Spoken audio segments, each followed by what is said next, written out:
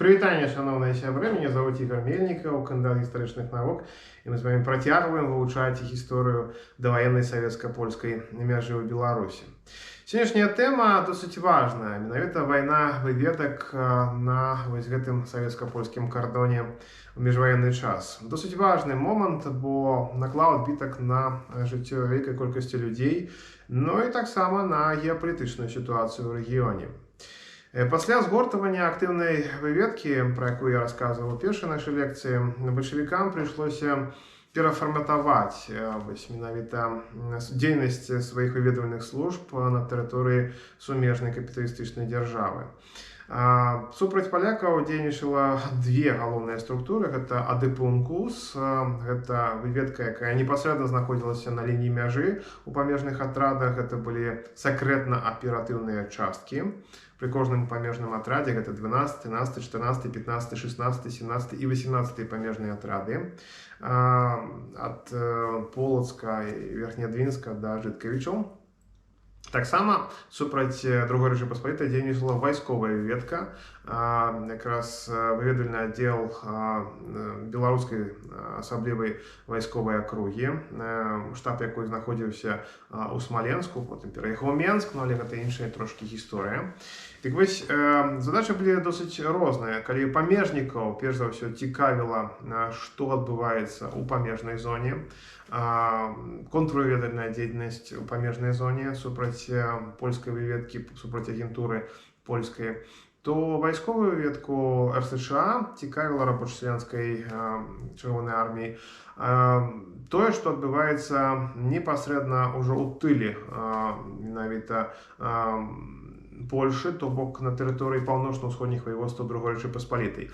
Перш за ўсё вялікая ўвага рабілася на вялікія гарнізоны войска польскага на тэрыторыі Віленскага, Новагрудскага і Палецкага ваеводстваў.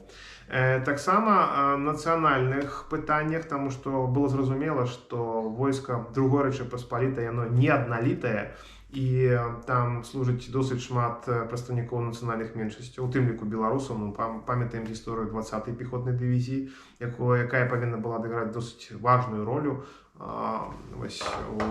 менавіта гэтай ахове мяжы.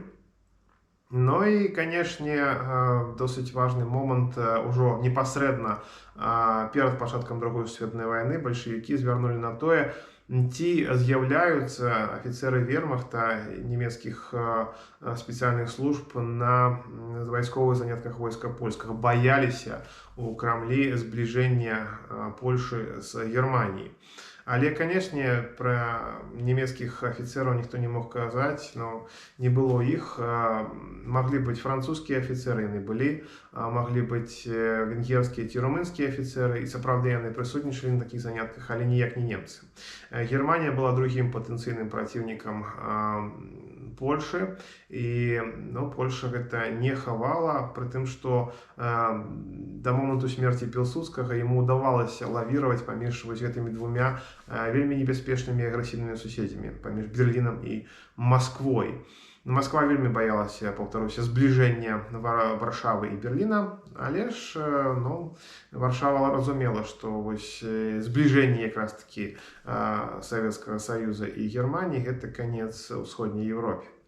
Дык вось, пры Пілсудскім гэта атрымлівалася рабіць. Пазней, пасля смерці Пілсудскага, пасля 1935 года, это было ўжо горш, але ж усё ж такі атрымлівалася. Вернемся да спраў выведвальных. На тэрыторыі Польшы курыравалі дзейнасць савецкай выведкі рэзідэнты. Яны займаліся менавіта рознымі справамі, звязанымі з дзейнасцю простай агентуры на месцах. Падрыхтоўка агентуры адбывалася ў Менску. У будынку Дому Рада было адмысловае памяшканне, дзе якраз рыхтавалі гэтых агентаў, дзе адбываліся з імі заняткі. У Менску знаходзіўся склад буржуазных рэчаў, якія выдаваліся агентуры, якая пераходзіла мяжу. І бальшавікі рабілі досыць моцны акцэнт на менавіта дэталях.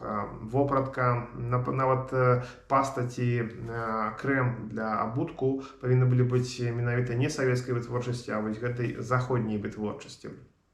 документы. Таксама документы рабіліся падробныя, іх падраблялі, цэлая артель на гэта працавала, так ужо кажучы. Але ж таксама выкарыстоўвалі арыгінальныя дакументы, якія былі ўзяты у людзей, якіх затрымлівалі пры пераходзе, нелегальным пераходзе, зразумела, савецка-польскай мяжы. Пераклеіліся здымкі, дараблялася нешта, і вось з гэтымі арыгінальнымі дакументамі чалавек пераходзіў. Калі ён пераходзіў мяжу, у задачу савецкай агентуры ўваходзіла вербоўка пяцёркі. То бок кожны агент, які перайшоў мяжу, акрамя збору інфармацыі, он павінен быў завербаваць людзей.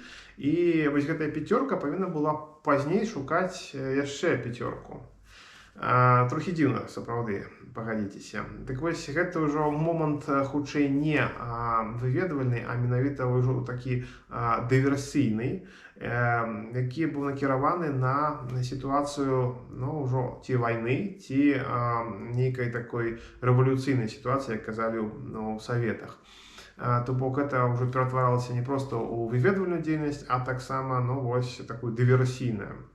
Сам выведнік, калі пераходзіў мяжу, то пры сябе яму не рэкамендавалася мець нейкую там агнепальную зброю, он павінен быў мець пры сябе гранату і компас савецкі. Компас, каб арыентавацца на мясцовасці, граната, каб у выпадку нападу на яго польскіх памежнікаў са складу корпуса аховы памежжа кінуць у іх бок гранату і адступіць на савецкі бок. На лініі самой мяжы памежнікі савецкія павінны былі дапамагчы гэтай агентуры.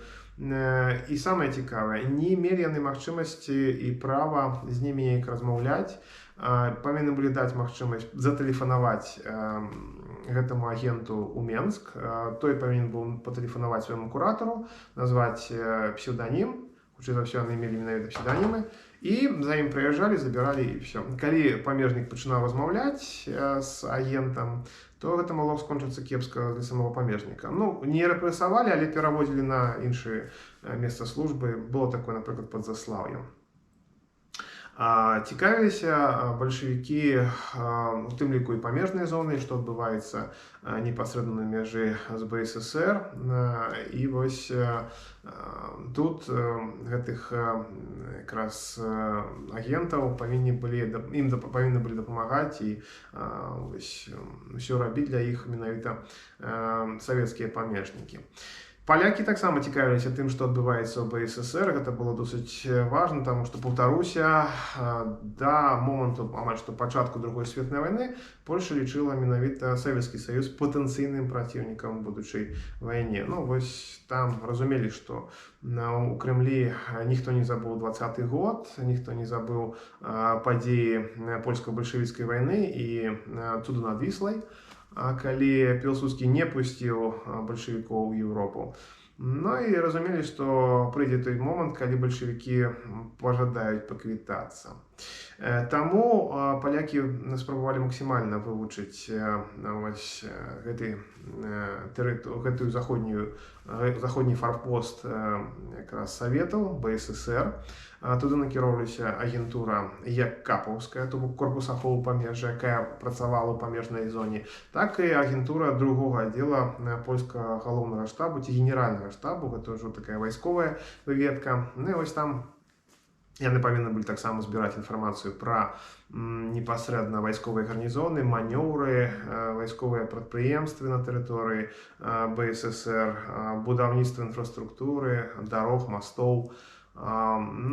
Супраць іх, канешне, бальшавікі моцна змагаліся. На каго ставілі палякі? Тут важна сказаць, што спрабавалі яны ставіць на асоб польскай нацыянальнасці. І падчас польскай аперацыі «Інкус» 37-38 гадоў вельмі шмат людзей пацярпела незаслужана, без супрацы з польскай выведкай. Іх арыштоўвалі як агентаў польскай, менавіта польскіх спецыяльных органаў. Былі таксама і сапраўдныя агенты. Вельмі цікавы момант, пра які варта ўзгадаць у кантэксце даваеннай савецка-польскай мяжы. Былі выпадкі вельмі частыя, калі звычайныя людзі адначасова супрацоўнічалі з двумя выведкамі, і з савецкай, і з польскай. Чаму? Таму што для іх гэта быў спосаб зарабіць грош. Яны проста банальна не мелі працы, а тут плацілі доларамі, там таксама плацілі доларамі, ну і вось можна так. У пэўны момант бальшавікі нават нічога не рабілі з такімі падвойнымі агентамі. Тыя прызнаваліся, яны ім здзівалі нейкую там дэзу, і вось ім давалі магчымасць перабрацца вось туды праз мяжу далей. Ну а насамрэч ужо бліжэй да 30-х гадоў ніякага прымання вось такой двойной супрацы не было. Людзей, карацей кажучы, рэпрэсавалі і не давалі ім магчымасці якраз дзейнічаць. Пра дзейнасць выведкі я досыць актыўна, досыць добра прапісаў вось у сваёй кнізе «На мяжы цывілізацыі». Здесь описана дзейнасць і САЧ, сакрэтна-аператыўных частак памежных войскаў савецкіх на мяжы з Польшай. Тут таксама досыць падрабязна апісаны і польскі бок гэтай самай мяжы. Вельмі цікава было, што палякі ўжо пад канец 30-х гадоў выкарыстоўвалі такія спецыяльныя дробныя групы, такіх сапраўдных дыверсантаў, якія пераходзілі мяжу і якія мелі, напрыклад, спецыяльна падрыхтаваных сабак, якія па загадзе без лаю нападалі на, напрыклад, людзей і маглі іх абезброіць. Яны мелі всё абсталяванне для таго, каб перарэзаць калючы дрот, каб прайсці вось гэтыя разбаранаваныя полосы, пасы гэтыя памежныя, і каб сабраць гэтую самую выведеную інфармацыю. І дзякуючы працы польскай выведкі мы сёння ведаем досыць шмат дэталяў пра менавіта не толькі тэрыторыю паўночна-ўсходніх ваяводстваў Другой Рэчы Паспалітай, а таксама пра БССР.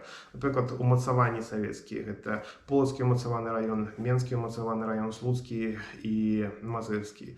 Мы ведаем шмат матэрыялаў пра памежныя атрады і пра дзейнасць спецыяльных органаў. Дарэчы, выведка КАП стварыла першы ў Еўропе, увогуле ў свеце, абшырны аналіз дзейнасці савецкай рэпрэсіўнай сістэмы, пра савецкія концлагеры, пра савецкую пенітэнцыярную сістэму. Усё гэта было сабрана і паказана ўпершыню менавіта палякам, менавіта выведкай корпуса аховы памежжа. Яны зрабілі абшырны аналіз дзейнасці савецкай сістэмы ГУЛАГ.